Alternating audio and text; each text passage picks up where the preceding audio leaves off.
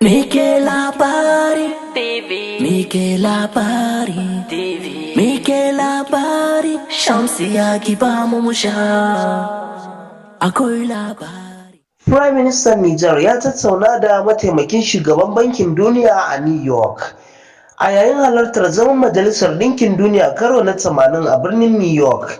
Prime Minister Jamhuriyar Nijar Ali Muhammad Lamin Zain ya gudanar da muhimmiyar ganawa da mataimakin shugaban bankin duniya mai kula da yammaci da tsakiyar Afirka Mr. Usman Dijana.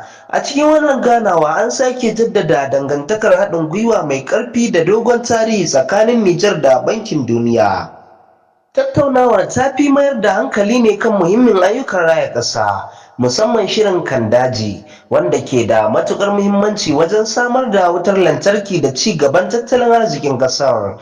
An amince da hanzartar aiwatar da wannan shiri domin ya fara haifar da sakamako mai fa'ida ga al'umma. Baya ga haka, an tattauna kan batun inganta samar da wutar lantarki musamman ta hanyar shirin Mission 300, wanda zai taimaka wajen ƙara yawan gidaje da ke da wutar lantarki mai inganci, mai arha kuma mai ɗorewa. Prime Minister ya kuma yaba da shirin noma da kiwo na kusan dala biliyan 1 da aka sanya wa hannu a kai shekara guda da ta wuce, wanda ke tallafawa muhimmin sassan tattalin arzikin ƙasar, noma zamani da kiwo. An kuma tattauna ƙalubalen da ɓangaren kuɗi ke fuskanta sakamakon matsin lamba na tattalin arzikin duniya, inda aka amince da ƙara zurfafa haɗin gwiwa don magance waɗannan ƙalubale. Prime Minister ya bayyana jin daɗinsa kan ƙudurin bankin duniya na ci gaba da tallafawa Nijar a manyan shirinta na ci gaba. Haka kuma ya nuna farin cikinsa da shirin da ake yi na ziyartar Nijar da Mr. Usman Dijana zai yi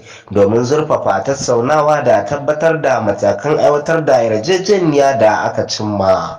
Zan so in ji ra'ayoyinku akan wannan bidiyon.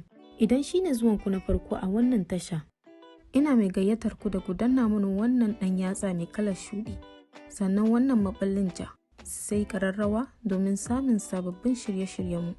Da haka nake ce muku sai an jima.